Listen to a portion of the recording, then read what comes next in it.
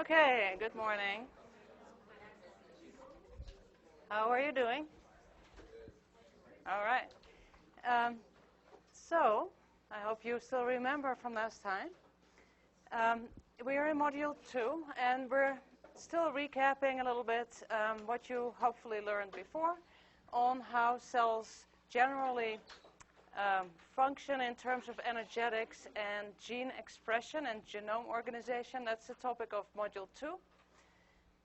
So what you saw in the earlier slides from last time was that there is metabolism, where you have biochemical reactions going on in cells. There are some reactions that break down things. They tend to release energy. There are other reactions that build up things. They tend to require energy. And ATP is an important molecule that transfers energy from areas where it's produced to areas where it's needed. So it's a mobile form of energy. It's the currency of energy in the cell. And that ATP is needed for transport processes in cells and also for biochemical reactions in cells. So for instance, if you have a membrane protein that is sitting in a membrane, then often energy is needed to transport solutes, so dissolved molecules, across that membrane by means of that protein. And especially this is needed if things are going against their concentration gradient. So if things are pumped kind of from a low to a high concentration, then energy is needed, and ATP delivers that energy. Also, there are things transported in cells like vesicles. So a vesicle is on its way from the ER to the Golgi, or from the Golgi to the vacuole, then they are transported by means of motor proteins along microtubules, and they need energy in the form of ATP, delivered by ATP, to move along these microtubules. So again, ATP is needed. And sometimes a reaction is needed in a cell where solute X has to react with solute Y to make a combined bigger molecule, and then energy is needed to make that happen. And again, ATP can deliver that energy. And what you see in each of these examples is that there's a P hanging on to the protein in question that is doing a job, or to a metabolite in question involved. So that P represents a phosphate group, PO43-, and that phosphate group is delivered by ATP. If you remember, ATP is adenosine triphosphate. It's an RNA nucleotide, but it's also just an energetically rich molecule used to deliver energy to all these processes. It has 3 phosphate groups, which are stacked close to each other. They're negatively charged. They repel one another. So these are high energy bonds between them. So when this one phosphate group is split off, then energy is released. So ATP can give a phosphate group to a molecule like a protein, a membrane protein, and if it does so, it transfers some energy to that membrane protein, and that can make it possible for that protein to move something across the membrane against the concentration gradient. Or ATP can give a phosphate group to a motor protein, which is this red-legged creature here, which can then allow it to take a step. And then for every event, like taking a step, it uses up this phosphate group. So once the step is taken, the phosphate group is lost, and a new ATP molecule is needed to give another phosphate group, and then it can take another step. So ATP has to keep giving these phosphate groups for every step that this motor protein takes, or for every molecule of solute that this transporter moves. So because every time this membrane transporter protein has to change shape to move something, so every time it needs to change that shape, it needs a phosphate group from ATP to make that happen. Or in this case, you have metabolite X and Y, and X needs to be phosphorylated, as it's called, meaning it gets a phosphate group, and that activates it, and then it's at a higher energy level, and now phosphorylated molecule X can now react with another molecule Y, and then they can be assembled to form a combined molecule XY. So it could be like, for instance, glucose and fructose can be combined to form sucrose, table sugar. But in order for that to happen, the glucose needs to be phosphorylated first. It needs to get a phosphate group, and then it can react with fructose. So that's the general idea. And you can imagine that tons of ATP is needed all the time in cells. And I've heard that in, for instance, us, we have the same cell metabolism, we need 3 times our body weight in ATP every day that we use. So all the time that ATP is used and recharged, used and recharged. So it's the same ATP molecule that's being recharged all the time. So ADP and P can be charged back into ATP, and that's what happens in the mitochondria. Remember respiration? We'll look into respiration in more detail later. So constantly ATP gives a phosphate group, and then it goes to the mitochondrion, picks up a new phosphate group, and then it goes and gives the phosphate group again. So this is just a way to represent how you could visualize. So suppose that you want to get this big rock over this wall. This is a wall, this black thing. Then you don't have enough energy to just throw up this big rock to get over the wall. How are you going to do that? Question. ATP to the rescue. So ATP can put you at a higher plane, higher energy level. Maybe it's like a ramp that you can stand on. Now you can jump on this seesaw, and now that gives enough energy so this rock will be thrown over the wall. So you're the same person, but you can be energized by putting you at a higher plane of energy. And ATP is kind of representative for how that also can happen for molecules in cells. So ATP is needed all the time for transport, for metabolism. It has to be used and regenerated all the time. So ATP becomes ADP and P becomes ATP again. And respiration is the biggest producer of energy in cells. That happens in the mitochondria. And if you're a plant cell, another place where a lot of ATP is produced is photosynthesis, so the chloroplasts. And those processes are very similar, respiration and photosynthesis, at least in terms of the way they produce ATP. And then there's also a less important, you could say less in terms of how much ATP is made this way to make ATP, which is enzymatically, where you have an enzyme that just grabs the ADP and the P and it combines them. So then an enzyme does it. But most of the ATP in cells is made in respiration or photosynthesis. And how it works is, you saw a little peek of this in one of the earlier classes, where you have a membrane complex, a protein complex sitting in a membrane. It allows H+ protons to flow through this complex, and when that happens, it starts to produce ATP. So then this complex can combine ADP and P to form ATP. And that complex is called ATP synthase. So ATP synthase tells you this is an enzyme activity. It ends in ASE. It's a protein or a complex of proteins, and the name of the enzyme tells you what it does. It synthesizes ATP. So ATP is very important in metabolism, and you will see it again and again. Another important intermediate in metabolism in redox reactions is NAD or NADP. So redox reactions, if you remember, are reactions where electrons are transferred from one molecule to another. And if that happens, then the molecule that gives the electrons is being oxidized, and it reduces the other molecule, and the other molecule that gets the electrons is being reduced, and it oxidizes the other molecule. So it's a redox, reduction, oxidation reaction. And when electrons are transferred, sometimes they go hand in hand with the proton. So sometimes protons and electrons are transferred at the same time. And NAD and NADP is a molecule, or are molecules, that can switch back and forth between the oxidized and the reduced states, where the difference is 2 protons and 2 electrons. Here you see them. So that stands for nicotinamide adenine dinucleotide, or phosphate. And NADP is more used in anabolic reactions like photosynthesis, where you build something. NAD is more used in catabolic reactions, where you break down something. So example, photosynthesis uses NADP to shuttle electrons, and respiration uses NAD to shuttle electrons. And you see here what happens. So you have 2 hydrogen atoms, so 2 protons, 2 electrons, which can be delivered by a molecule. And there are many different molecules that can do this. And then NAD plus or NADP plus, which is the oxidized form of this molecule, can then accept those protons and electrons, and then it turns into NADH or NADPH. And here you see the electrons you don't see, but here you see one of the hydrogens, and the other proton kind of hangs out.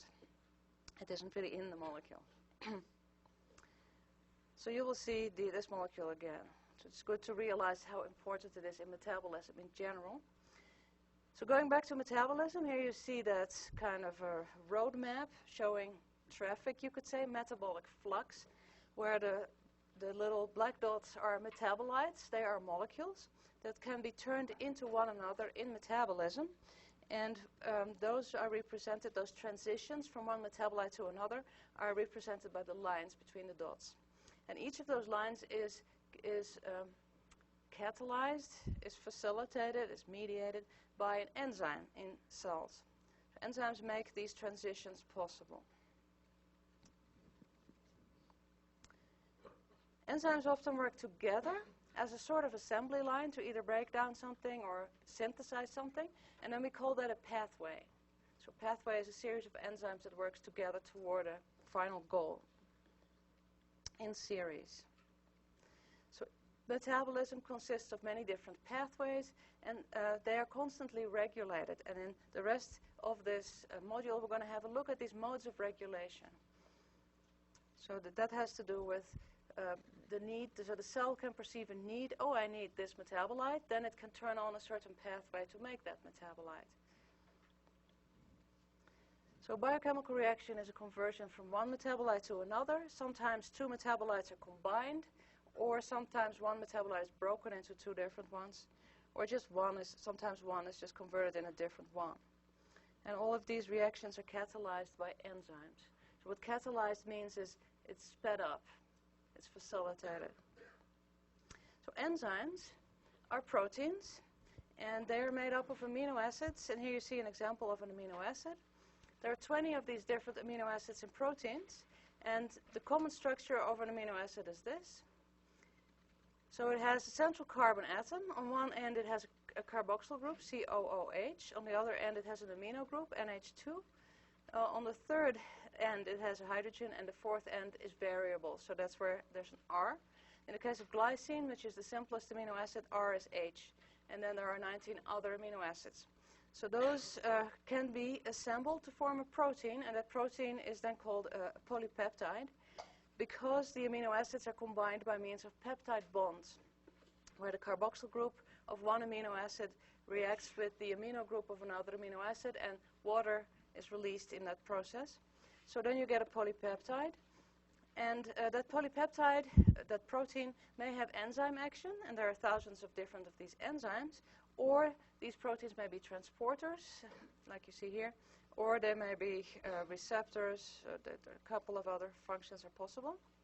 So as you saw, these amino acids are synthesized on ribosomes using messenger RNA as the template for how to build them.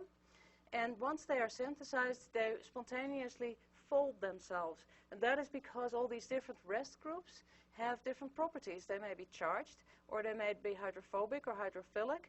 So they naturally tend to seek out each other. Hydrophobic amino acids tend to seek out each other. Hydrophilic ones tend to seek out each other. Negative groups are attracted to positive groups. So based on this, you get folding of the protein. And when you look at protein folding or protein structure, you distinguish primary structure, which is simply the order of the amino acids. So which amino acids are in this protein and in which order. That's the primary structure. Then you have secondary structure, which you see here, for instance, as this is an alpha helix, this thing here, the spiral.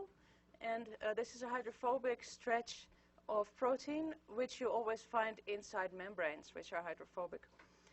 You also have other types of secondary structure, which is called a beta sheet, which is a fold in the protein, where it kind of looks like a hairpin. So that's secondary local structure in a protein. Then you have tertiary structure, which is the overall three-dimensional shape of the protein, as you see here. And this is very characteristic of each protein, this three-dimensional shape. And it's needed for that protein to function. So if it loses that shape, it doesn't work anymore. That's why proteins are very sensitive molecules. So they cannot stand too low or too high pH. They cannot withstand too high temperature. Then they lose that three-dimensional structure. So proteins are very sensitive molecules. Sometimes proteins form complexes where multiple polypeptides work together. And then we call that the quaternary structure. So it's more than one polypeptide. So here on the left you see two colors. Those represent two polypeptides which then later assembled into a functional a heterodimer where you have two proteins working, two polypeptides forming one functional protein. So enzymes and transporters are all proteins, and they all have these same properties. So enzymes are proteins that speed up biochemical reactions, so they are biological catalysts. And how you can imagine how they work is, for instance, so you see it here.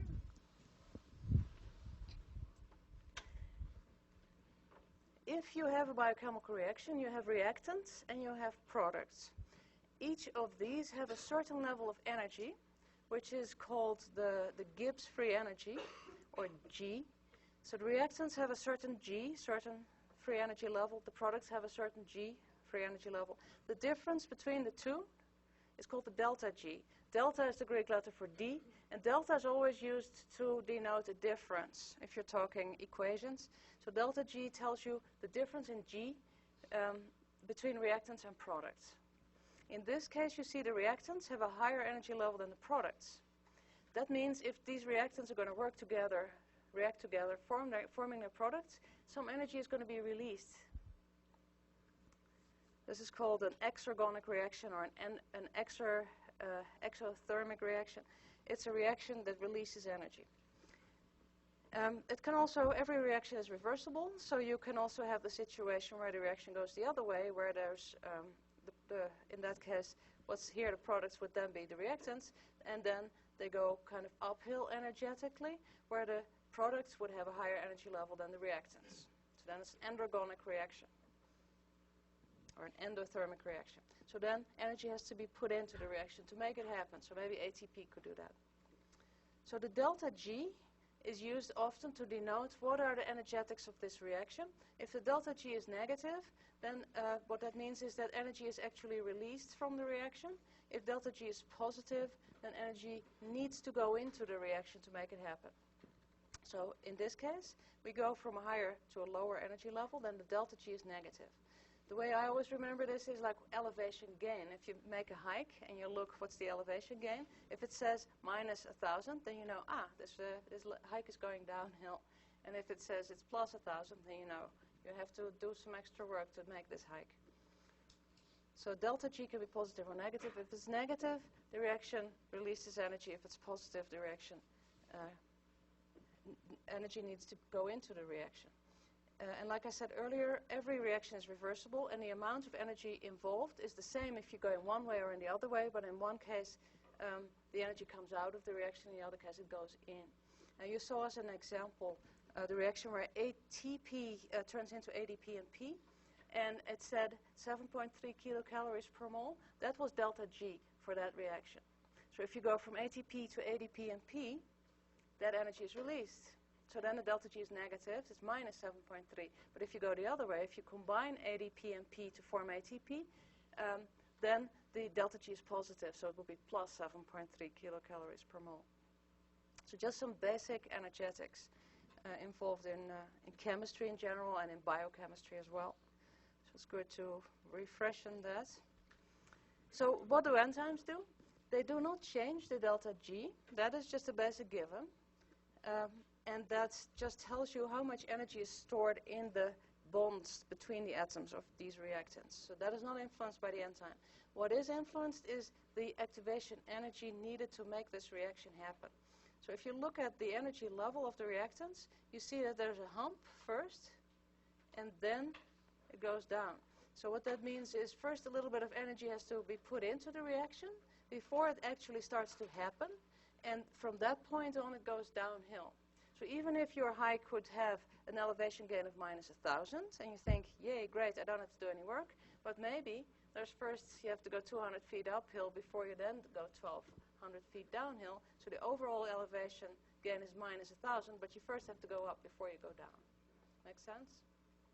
So energetically, if you think, well, why would there be an activation barrier? Because the bonds between the atoms in the reactants need to be broken first before the now free atoms can react with one another in a different configuration and form a new molecule. So that breaking of the bonds can be facilitated by enzymes.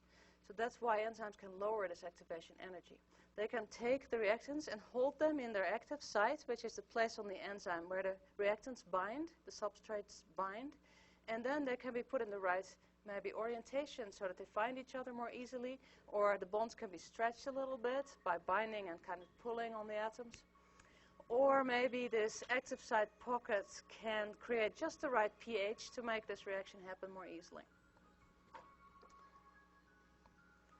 Okay, so enzymes speed up reactions by lowering the activation energy. They do not change the delta G of the reaction.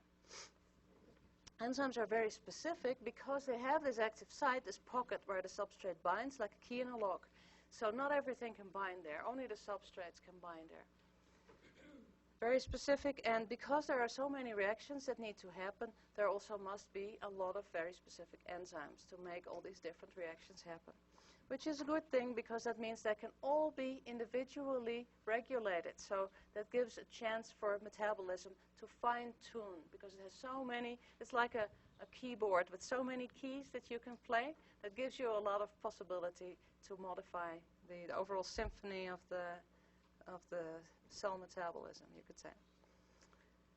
So the enzyme is very specific. It binds only a particular substrate, so that is the reactant that the enzyme acts upon and turns into a product. So we call that the substrate.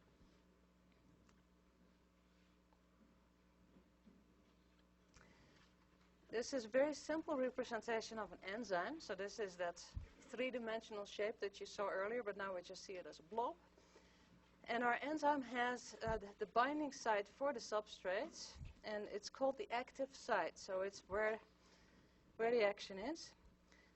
It fits the substrate like a lock and a key. In this case, as an example, we have an enzyme called sucrase. And you see the name ends in ASE. That tells you this is an enzyme. And the name kind of tells you what it does. Sucrase breaks down sucrose. And sucrose consists of fructose and glucose coupled together, so that can be kind of snipped in two so that you end up with those two products, the glucose and the fructose. But so first this substrate, which is the sucrose, is going to bind in the active site, and then you get this complex, enzyme-substrate complex. Then the enzyme can do its thing, so it facilitates the breaking of the bond between the glucose and the fructose, and now in principle the reaction is finished and the reactants can be released. So here they are, fructose and glucose, and the enzyme is ready for another round. The enzyme isn't used up. It can just keep going and going and going. So that is just an example of how an enzyme works. So it has this very specific binding site, the active site, that binds the substrate or substrates, depending on the kind of reaction that it facilitates. And transporters are kind of similar, actually. They also often have a binding site for the substrate that they very specifically bind, and then they transport it across the membrane. So enzymes and most membrane transporters that bind their substrates have this particular binding site, which very specifically binds their substrate. So they are very specific. Only one or maybe two different molecules can bind in this active site. That also means that they can be saturated. So what that means is, suppose that you have 1,000 of these molecules, these enzymes, they have in total 1,000 binding sites. So if you have, for instance, 2,000 molecules and 1,000 of them bind, then the other 1,000 have no place to bind because everything is already saturated with substrate. There is no more binding site for substrates. It's kind of as if you are trying to get through and you're calling a calling center and all operators are busy, please stand by. That's kind of the situation that you have here. So you can keep giving more substrate, let's say more sucrose, but all the enzymes are busy. So then the reaction gets saturated. And maybe you know from chemistry that this kind of relation between enzyme activity and substrate concentration is called the Michaelis-Menten curve, where you have this saturation plateau that is being reached, this line here. That is called the Vmax, the maximum velocity of the enzyme. And the substrate concentration where half of this Vmax is reached is called the Km. That's the affinity constant that tells you about how much the enzyme kind of likes, how easily it binds its substrate. And we'll get back to those when we look at like CO2 binding by different enzymes that different plants can use. And there you will see a very practical example of how this can differ and what effects this can have, especially in the rising CO2 levels that we're having. So that's just a little preview. So enzymes can be saturated if you just give them more and more substrates. At some point they're all busy. All the active sites are full. Since they have these binding sites, they can also be competitively inhibited. And what that means is if you have, let's say, the product of the reaction, which just came out of this binding site and maybe still hanging out in the vicinity, this product can try to compete with the substrate for that same active site. So if you have a lot of product accumulating, it can start to inhibit its own reaction. And that's called feedback inhibition. So if you have a lot of product, it starts to competitively inhibit the binding of the substrate to the active site. So that's competitive inhibition, which can be very functional in cells, because if you have lots of products, it makes sense that you then slow down the reaction. Okay, we have enough, stop. So that's very functional and very common. So enzymatic reactions can be influenced by the enzyme concentration. The more enzyme you have, the faster this reaction is going to proceed in a cell. And these brackets here around the E and around the S, that represents concentration. So an E with two brackets means enzyme concentration, and S with brackets is the substrate concentration. So typically, the more enzyme you have, the more of that activity is going to be present in the cell. And at some point, you could add more enzyme, but it doesn't matter, because at that point, the enzyme isn't limiting anymore. If you have, for instance, photosynthesis, there's an enzyme that fixes the CO2. And so you could hypothesize this enzyme may be rate limiting for photosynthesis. I want to make a transgenic plant that photosynthesizes twice as fast. Great, higher productivity. I'm going to overproduce this enzyme, use genetic engineering, overproduce that enzyme. And then you find, hey, it doesn't make a difference. Damn, my hypothesis was not supported because this enzyme wasn't rate limiting. So nice try, but it didn't work. Because at that point, we were in this part of the curve, the enzyme. You can increase it any more, but the enzyme wasn't limiting in the first place. Another enzyme was limiting photosynthesis. So often, if you want to use genetic engineering to manipulate metabolism, you have to make a guess which enzyme is limiting, and then you can try to overproduce that enzyme and hope that it works. But if you're in this part of the curve, then producing more enzyme will give you a higher rate of the reaction, a higher rate of the overall process, and then you can have great effects. And people have also used genetic engineering very effectively to make plants produce more of a certain compound. So enzyme concentration can be limiting for a certain process and a certain reaction. Substrate concentration can also be rate limiting. So that's what you see here. So then the more substrate, the faster the enzyme will work, but at some point the curve saturates, so we're reaching a plateau. At that point, the substrate is not limiting anymore, and now something else has become limiting, perhaps the amount of enzyme.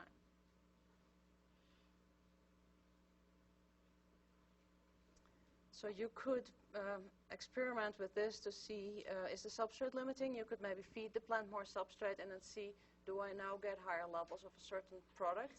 Maybe some anti-carcinogenic compound that you want the plant to produce more of. Then you can hypothesize that a certain intermediate metabolite is limiting, and you could feed the plant that metabolite and see, do I get more of this anti-carcinogenic compound? And that would then confirm there is a limiting step there, and that can then guide you to overexpressing a certain enzyme that produces that limiting metabolite. So the substrate concentration can limit enzymatic reactions, or the amount of enzyme itself can limit the enzymatic reaction. And then there are other things that can limit it. For instance, environmental conditions. Like I said earlier, enzymes are proteins. Proteins are very sensitive to environmental conditions. They're delicate creatures.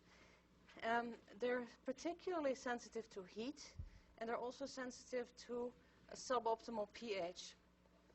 So you see, for instance, here 2 enzymes, and these are not examples from the plant world, but the same is true for other organisms. So human enzymes, for instance, have a temperature optimum at 37 degrees Celsius, which is our body temperature. That is not coincidence. They evolved to have that optimum temperature under their normal conditions.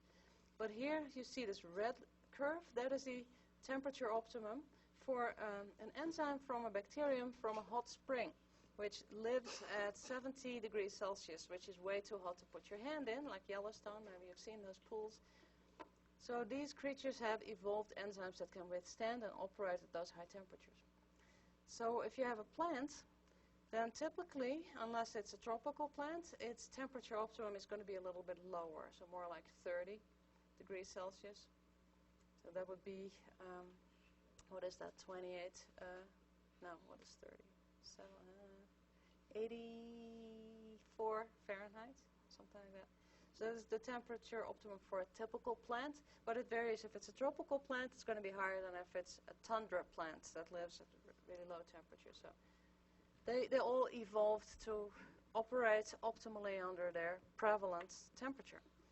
So the reason why they have an optimum temperature is because if the temperature gets too high, all molecules actually start to move faster at higher temperature.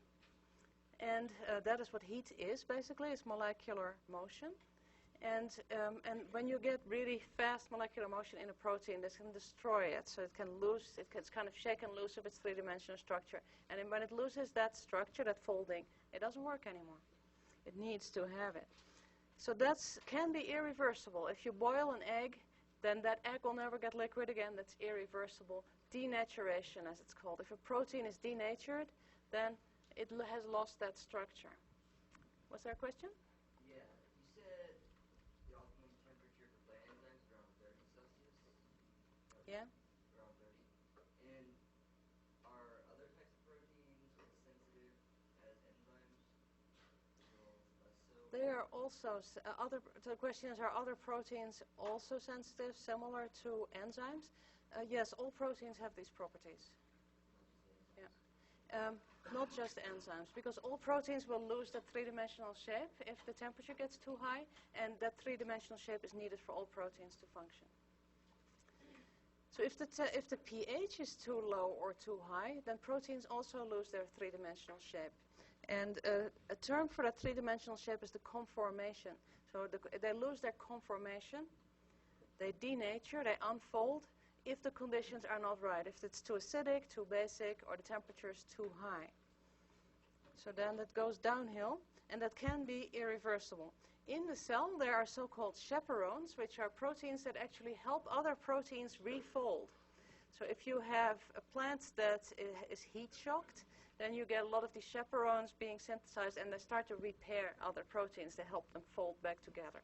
But if the temperature is too high or it takes too long, the high temperature, then it can be irreversible. So here you see an example of a pepsin enzyme which functions in the stomach. It has a pH optimum of 2. And a trypsin enzyme which functions in the intestine, which has a pH optimum of 7. So again, you see that the pH optimum is often corresponding with the location, the conditions where the enzyme lives, where the enzyme functions. So it has adapted over time through evolution to optimally function under those conditions. Yeah, question? Yeah, so would these enzymes be doing the same thing, and they just work at different temperatures or pHs, or is this just an example that different enzymes work at different conditions? These enzymes, so the question is, would these enzymes be doing the same thing but just work at under different conditions? These enzymes are all specific, so they do different functions. So what they have in common is if they have a pH optimum that is low, like in the plant, it may be 5, then that is functional because they are functional in an area of the plant that is acidic. And those examples of those are the cell wall and the vacuole. Those are 2 compartments that are acidic. And that is functional because in the vacuole there's a lot of breakdown, recycling going on, and it's good to have a low pH because that facilitates that process. But that also means that the enzymes that are functional in that compartment need to be able to function at that low pH. So you may have 10 different enzymes functional in the vacuole. What they have in common is that low pH optimum, but they're not doing the same thing. Yeah. So you have two plants that have the same type of enzyme that are, both of the plants seem to do the same kind of reaction. Mm-hmm. But one plant is evolved in, just say the tundra and one's in the desert. So would those both have different optimal temperatures, even though they're the same kind of enzyme? It's just Yeah. where they evolved at? Yeah, so you can have two plants, one tropical, one Arctic, and they have the same enzyme activity, yet in the Arctic plant the temperature optimum could be 15 Celsius, and in the tropical plant it could be 30 Celsius, yet they have the same function. Or even in one cell, you can have isozymes, as it's called, which they're encoded by different genes and they function in different compartments. So there may be a vacuolar version of that enzyme and a cytosolic version of that same enzyme. So they have the same enzyme activity, but the vacuolar isozyme has a pH optimum of 5, and the cytosolic isozyme has a pH optimum of 7.5, just because they evolved to optimally function in those different compartments. So they evolve independently because they're separate genes, they're encoded by separate genes.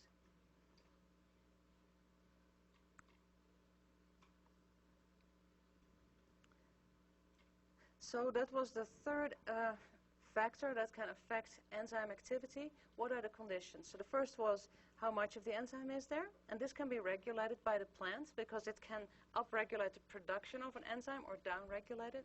How much substrate is there for the enzyme, and this is also something that the plant can manipulate. It can make more of that substrate because another enzyme produces that substrate.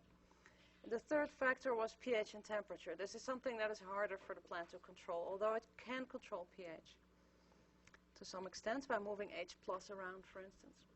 Then the fourth factor that influences enzyme activity is other molecules that are not the substrate. And those you can classify into cofactors, inhibitors, and activators. Cofactors are a non-protein group, which can be an atom or a small molecule, that is actually required for the enzyme to work.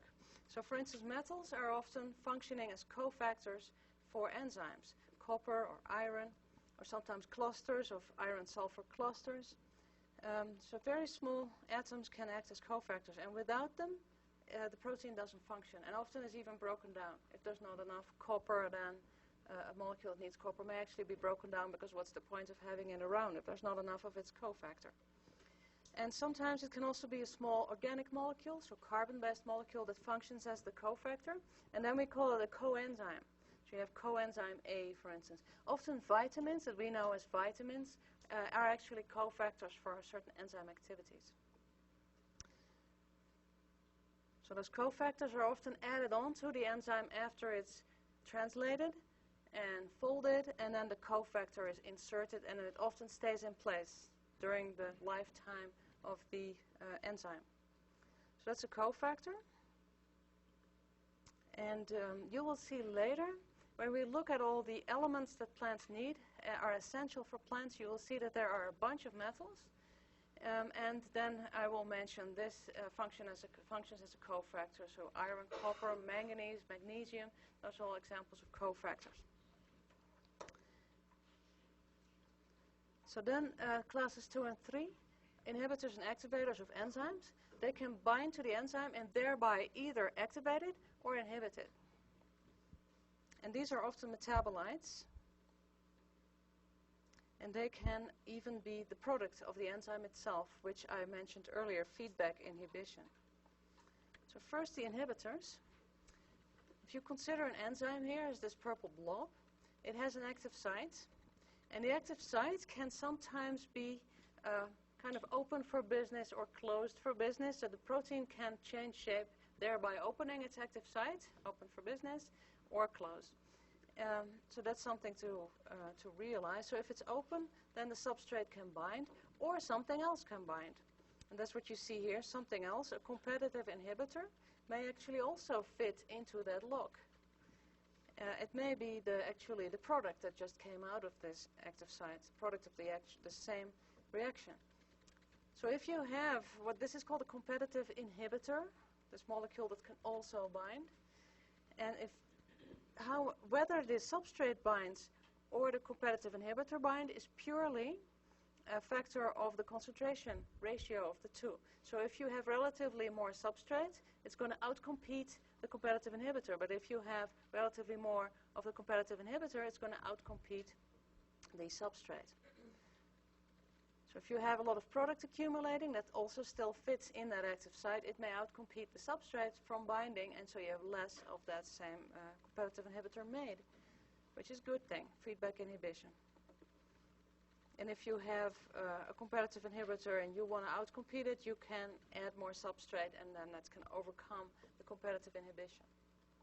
This is sometimes used in detoxification, so that doesn't really have to do with plants. But if somebody has a terrible methanol poisoning, then you can actually let him drink lots of ethanol, so which is like heavy liquor, and then the ethanol can outcompete the methanol on the active site of protein, and then that can actually rescue you from methanol poisoning. So, do you mean they do it? That can be done, yeah. It can. So people can be given ethanol as a remedy for methanol poisoning. Yeah, I'm sure it's I guess with moonshine you could have methanol poisoning. So the remedy is to drink lots of good liquor. So that's competitive inhibition. The competitive inhibitor binds to the same active site where the substrate binds. And the ratio of the two determines who is going to outcompete the other one. And so that's competitive inhibition. You can also have non-competitive inhibition, where the inhibitor binds to a different site. And a name for a different place is an allosteric site. So allosteric, steric is kind of the three-dimensional shape. Allo means other, so allosteric is another place on the enzyme, and that's on that site a an inhibitor can bind, and actually an activator can bind too. So what that may do, if it's an inhibitor, that if it binds to this allosteric site, then it can actually close the active site for business, as you see here. So now the substrate cannot bind anymore. And you can give it all the substrate you want, it's never going to bind because it doesn't fit anymore. You change the lock, the key doesn't fit anymore. So that's what an allosteric non-competitive inhibitor can achieve. Which could be like a poison. This could be a poison that maybe one organism makes, and that's poisonous to another molecule. It can bind to an enzyme, thereby inactivating it, changing the shape, and now the enzyme doesn't work anymore, and that could kill the organism. So this is not really a kind of regulation that an organism would use much itself. It's more like warfare between organisms. But competitive inhibition is very common in metabolism as a regulatory mechanism, feedback inhibition. So those were the inhibitors, and then activators are metabolites that can actually open up the enzyme for business by binding at an allosteric site. So this is a regulatory site where an activator can bind or not bind, and if it binds, it changes the conformation of the enzyme, it opens it up for business, and now the substrate can bind. So in the absence of the activator, it would be closed, and in its presence, it would open. Or it would open up better. It's not always a total on-off. It could also just be, well, it works somewhat without the activator, but with the activator, it works 10 times better. So those are different ways in which enzyme activity can be modulated in cells. Question? She said activators aren't always required, they just kind of help the substrate. But Yeah. when it comes to cofactors, are the cofactors Cofactors are always required. Enzyme that can function without their cofactors? Yeah, not all enzymes have cofactors, but if they have cofactors, they are required for them to work. Yeah. So that was some ways in which metabolism can be regulated by means of is there enough cofactor? How much enzyme is there? How much substrate is there? Maybe pH can be to some extent be regulated, but at least it will affect the plant. The enzyme activity, temperature can affect it. And then another very common way of regulation is what's called phosphorylation. And what that means is enzymes can often have an active and an inactive form, and the difference is a phosphate group. So one of its amino acids can be phosphorylated or dephosphorylated. So if it's phosphorylated, it gets a phosphate group from ATP, and if it's dephosphorylated, then it loses, or it has lost that phosphate group. And this is a very common way of activating and inactivating proteins. For instance, if you have the proteins involved in photosynthesis, then usually they are activated in the morning when the sun comes up by phosphorylation, and then they start to go to work. And then in the evening, they're dephosphorylated, and then they're in a resting inactive state at night. And in the morning, the whole thing speeds up again. So they have this activation-inactivation cycle. So usually the phosphorylated form is the active form, but that's not always the case. That's sometimes the dephosphorylated form is the active form. And this phosphate group is delivered by ATP, but it doesn't just happen spontaneously. There are enzymes needed to make this happen. And there's this whole class of enzymes called kinases, which are enzymes that phosphorylate molecules. And so what they do is they grab an ATP, and they grab the molecule that needs to be phosphorylated, and then they transfer the phosphate group from the ATP to the, in this case, enzyme, and then the enzyme gets activated. And then, so this may happen with a photosynthetic protein in the morning. And then in the evening, the reverse happens. So then another enzyme comes, which is a phosphatase, and those are enzymes that take the phosphate group back off. So they grab the enzyme, take off the phosphate group. They may give it to ADP, or they may just release the phosphate group, and then the enzyme is in the inactive form, and then the next morning the kinase comes again, adds the phosphate group. So phosphorylation is another very common way in which enzyme activity is regulated. And then yet another way of regulating, but this actually harks back to the first factor that affects enzyme activity, which was enzyme concentration. So how much of the enzyme is there in the first place? And this can be regulated anywhere in the synthesis process. So that means it can be regulated at the DNA transcription process, where the mRNA is made. It can also be regulated at the translation process. So to what extent is this mRNA actually translated? And there are, both of those happen. Transcription has always been thought, transcription level regulation has always been thought to be the most important of these two, transcription versus translation. But people are discovering more and more that that mRNA turnover, breakdown of the mRNA, is also quite an important mode of regulation.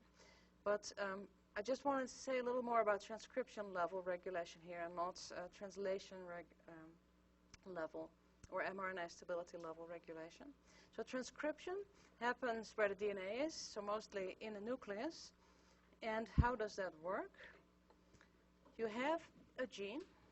The gene is a piece of the chromosome, and every gene has regulatory sequences around it. Particularly, it has a promoter, which is the P here. So what that is the on-off switch. If the promoter is on, then that means this gene is now open, it can be transcribed. The transcription is mediated by an enzyme called RNA polymerase, and that's this blue thing here. So RNA polymerase is an enzyme, ASE, and it tells you what it does. It polymerizes RNA out of RNA nucleotides. So it transcribes DNA into RNA. RNA polymerase is the same for all the genes, but it doesn't just bind to any gene, it needs some help. So another protein needs to take it by the hand, and that's called a transcription factor, which is this yellow thing here. Transcription factor is a protein that promotes the transcription of a gene by grabbing the RNA polymerase and bringing it to the promoter. So that would be like this. And there are many different transcription factors. And transcription factors act kind of like a director of the orchestra, which turn on a suite of genes that have a common function. So if you have a pathway that makes a defense compound, and the plant has just noticed that it's being attacked somewhere, then the transcription factor that upregulates defense-related genes is activated or produced, and then it just turns on all these genes by leading the RNA polymerase to the promoters of all these genes, and then they're all transcribed. So the proteins are being made. So now the RNA polymerase has done its job. It has created the RNA. Transcription factor is done. It releases RNA, polymerase releases as well, and then the messenger RNA can go to the ribosome and be translated.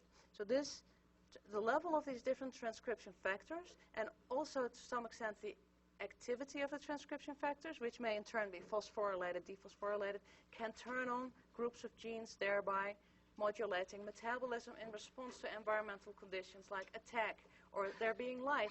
There are also light-responsive transcription factors, or metal-responsive transcription factors, or root-specific transcription factors. So you have all these different levels of regulation of gene expression. Okay, that was it for today.